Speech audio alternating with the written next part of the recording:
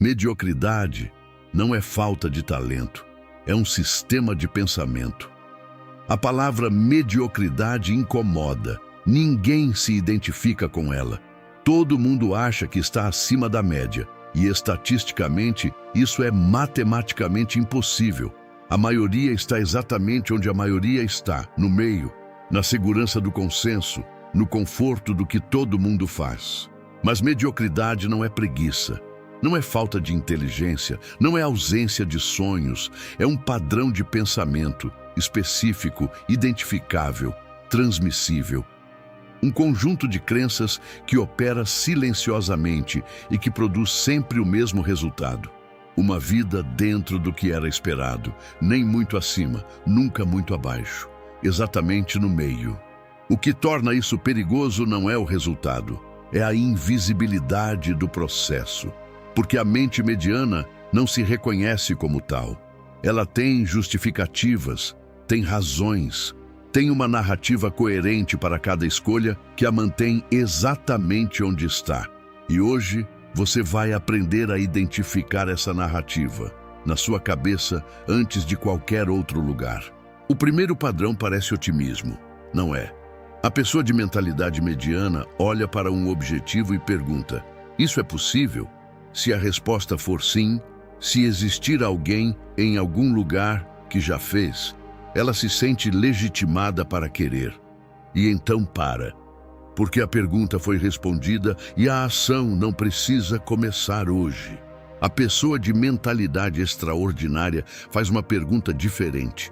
Qual é a probabilidade de eu conseguir e o que preciso fazer para aumentar essa probabilidade?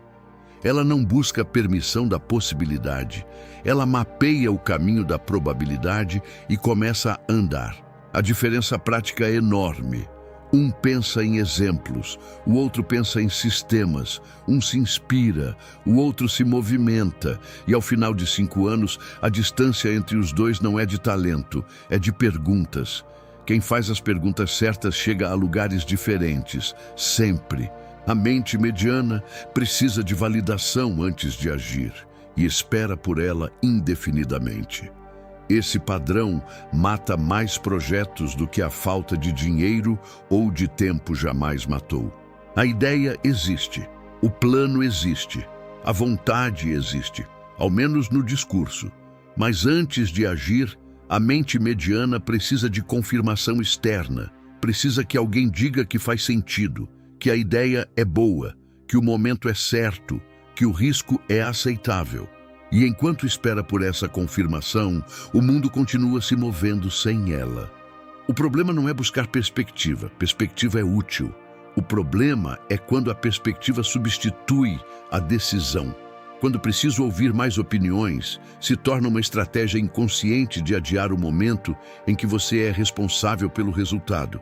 Porque enquanto você não age, ainda pode culpar as circunstâncias. Quando age, o resultado é seu. Pessoas que constroem algo relevante quase sempre tomaram decisões com informação incompleta, em momentos que pareciam errados, sem o consenso de quem estava ao redor.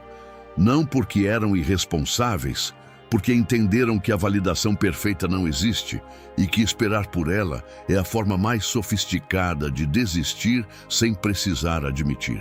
A mente mediana se conforta com o fracasso alheio e chama isso de realismo. Esse é o mais sombrio e o mais difícil de admitir. Quando alguém ao redor fracassa, a mente mediana sente algo que não vai nomear em voz alta: alívio.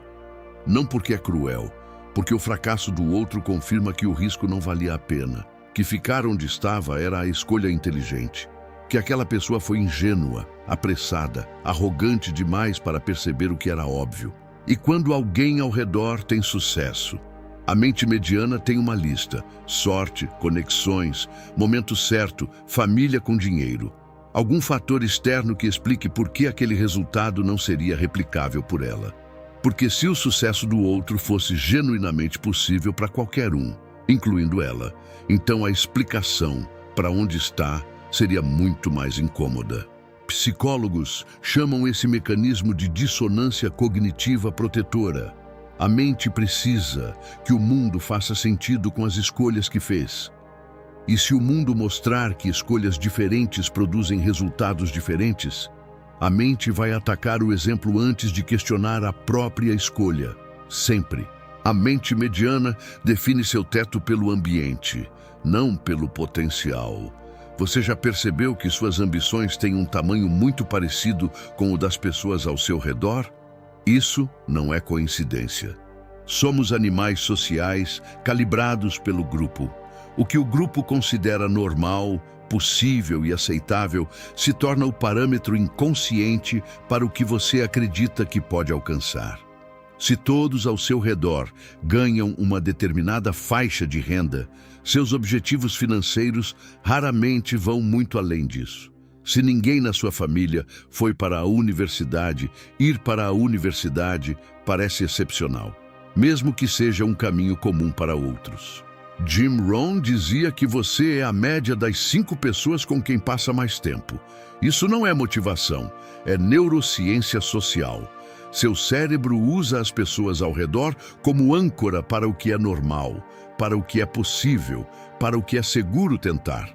E âncoras, por definição, te mantêm no lugar. A mente que vai além do mediano quase sempre passou por um processo deliberado de reconfiguração do ambiente de referência. Não necessariamente troca de amigos, mas exposição intencional a padrões mais altos. Leituras, mentores, ambientes, conversas que expandem o que parece possível antes que a ação precise acontecer. A mente mediana consome inspiração no lugar de produzir resultado. Esse padrão é o favorito da era do conteúdo e é um dos mais eficientes para manter você no mesmo lugar enquanto parece que está evoluindo. Podcast sobre produtividade no caminho para o trabalho, vídeo motivacional antes de dormir, livro de desenvolvimento pessoal no fim de semana, canal de finanças durante o almoço. A quantidade de conteúdo sobre crescimento consumida por pessoas que não crescem é perturbadora e não é coincidência.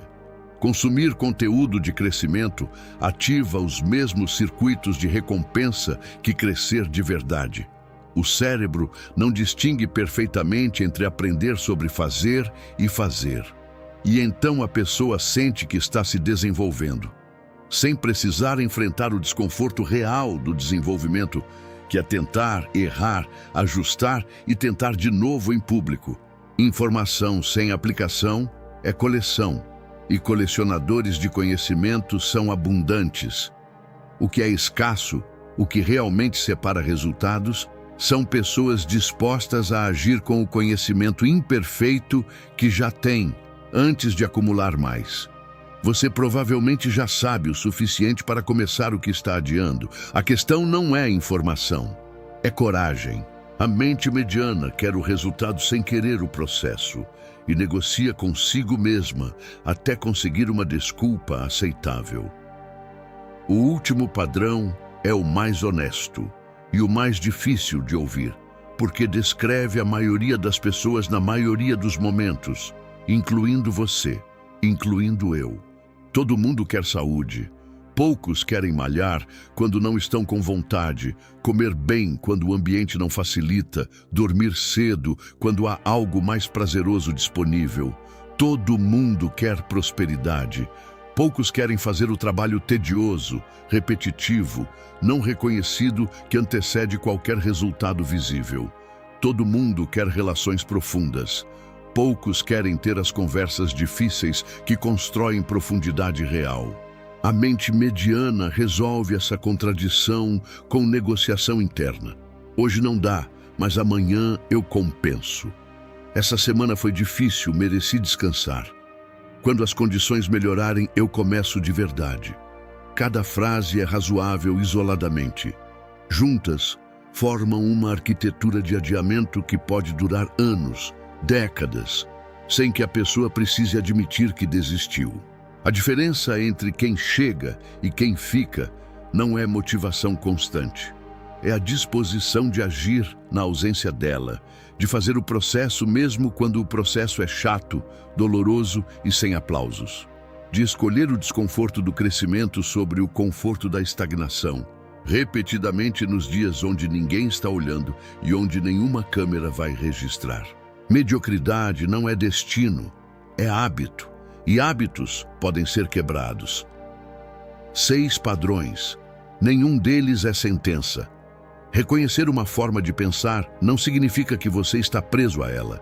Significa que você pode, pela primeira vez, escolher conscientemente se quer continuar operando por ela.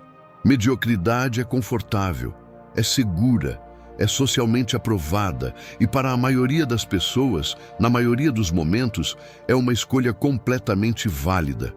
O problema é quando ela deixa de ser escolha e vira padrão automático. Quando o teto que o ambiente definiu se torna o teto que você acredita merecer. Você chegou até aqui. Isso significa alguma coisa. Pessoas que se contentam com o mediano raramente chegam ao final de um vídeo que as desconforta. O desconforto que você sentiu em algum ponto desse vídeo não é sinal de que você é mediano. É sinal de que ainda está acordado, e acordado é o único lugar de onde a mudança é possível.